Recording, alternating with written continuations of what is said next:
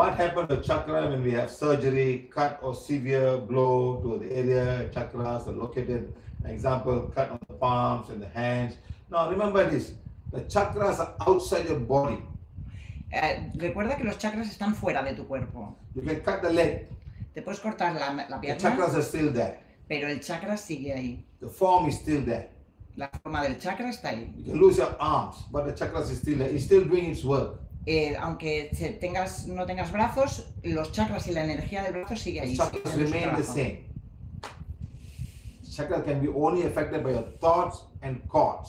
Los chakras son afectados por tus pensamientos y por los cordones. The thoughts can make the chakra go back and say, I hate myself.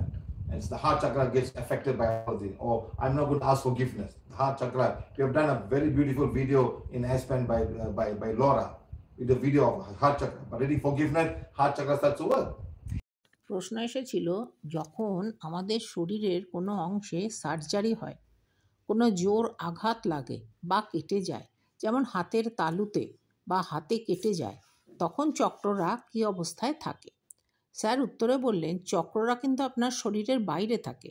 যেমন যদি কারো পা কাটা যায়, চক্ররা কিন্তু সেখানে থেকে যায়, তার আকৃতি সেখানে ঠিকই থাকে। যদি আপনার হাত কাটা যায়, তাহলেও চক্র কিন্তু সেখানে থাকবে এবং কাজ করে যাবে। চক্ররা একই রকম থাকে। চক্ররা একমাত্র প্রভাবিত হয় আপনার চিন্তার দ্বারা বা কর্ডের দ্বারা। আপনার চিন্তাধারা চক্রকে নিষ্ক্রিয় করে দিতে পারে। যেমন আপনি যদি ভাবেন আমি নিজেকে ঘৃণা করি, আপনার হার্ট চক্র প্রভাবিত হয়ে স্থিমিত হয়ে যাবে।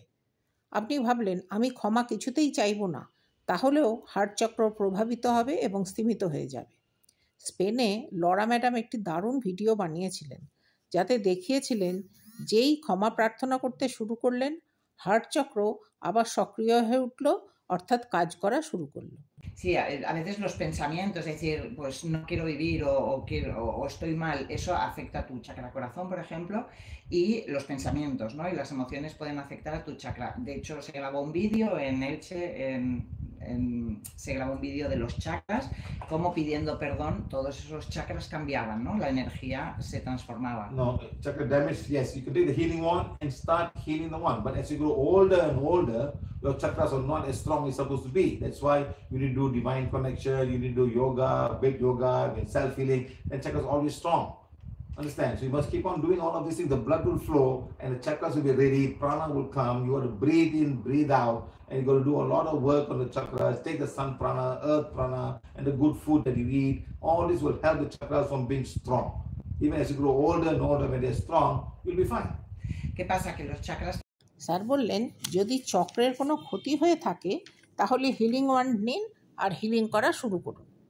তবে আপনি যত বয়স্ক হতে থাকবেন, চক্র কিন্তু আগের মতো আর সবল হয়ে কাজ করবে না।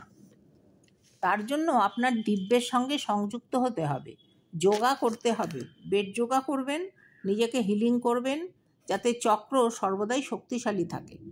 আপনাকে এগুলো করে যেতে হবে যাতে শরীরে রক্ত ঠিকমতো প্রবাহিত হয়, চক্রটা প্রস্তুত থাকবে, প্রাণা শরীরে ঢুকবে।